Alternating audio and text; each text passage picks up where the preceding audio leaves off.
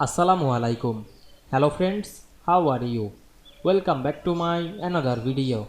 In this video, I am going to show you how to make all columns the same height in Microsoft Excel. Let's get started. At first, you have to open your Excel spreadsheet. Now we want to make the all column the same height and width.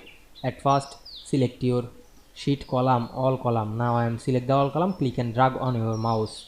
Click right button and we can see here the column wide. Now I am select this. Then write a column wide number. Now I am make the all column wide 20. Then click OK. Then we select a single column, click right button and go to column wide and check the height or width. Then select another column and check this.